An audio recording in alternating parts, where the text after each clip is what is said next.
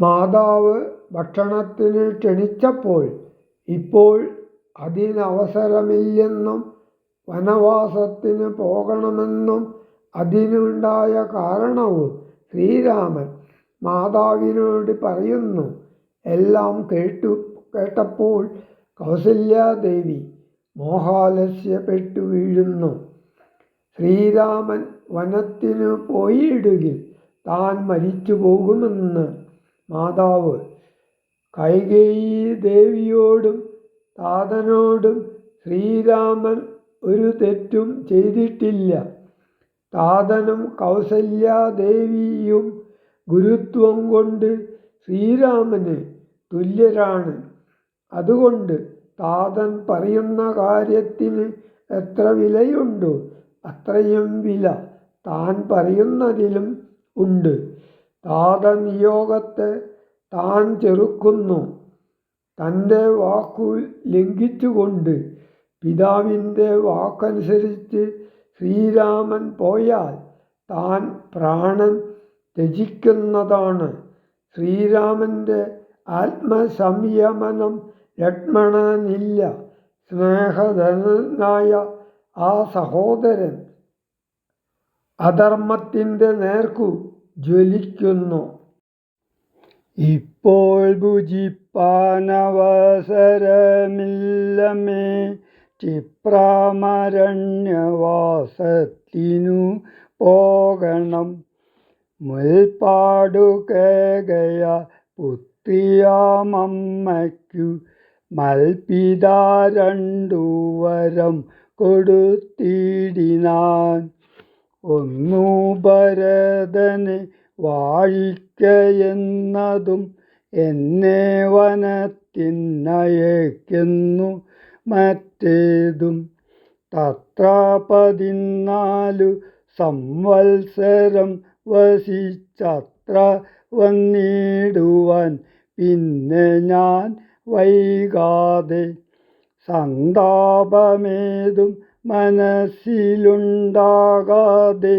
സന്തുഷ്ടയായി വസിച്ചിടുക മാതാവും.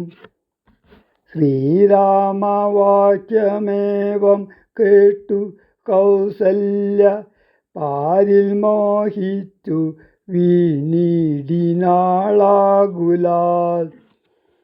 പിന്നെ മോഹം തീർന്നിരുന്നു ദുഃഖാർണവം തന്നിൽ മുഴുകി കരഞ്ഞുടൻ. തന്നുടെ നന്ദനൻ തന്നോട് ചൊല്ലിനാൾ, ഇന്നു നീ കാനനത്തിന്നു പോയിടുകിൽ എന്നെയും കൊണ്ടുപോകണം മടിയാതെ. നിന്നെ പിരിഞ്ഞാൽ ക്ഷണാർദ്ധം പൊറുക്കുമോ? ദണ്ഡകാരണ്യത്തിനാശു നീ പോകിൽ ഞാൻ ദണ്ഡധാരാലയത്തിനു പോയിടുവൻ. പൈതലെ വേർവിട്ടു പോയ പശുവിനു ലാതി പറഞ്ഞറിയിച്ചിടരുതല്ലോ. നാടുവാഴണം ഭരതനെന്നാകിൽ നീ കാടുവാഴണമെന്നുണ്ടോ വിധിമതം. എന്തു പിഴച്ചിതു കൈകേയിയോടു നീ ചിന്തിക്ക ഭൂപനോടും കുമാരബലാൽ. താതനും ഞാനുമൊക്കും ഗുരുത്വം കൊണ്ടു ഭേദം നിനക്കു ചേറ്റില്ലെന്നു നിർണയം.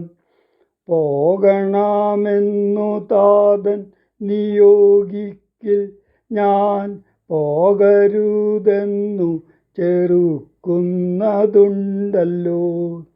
എന്നുടെ വാക്യത്തെ ലംഘിച്ചു ഭൂപതി തന്നുടെ വാച ഗമിക്കുന്നതാകിലോ.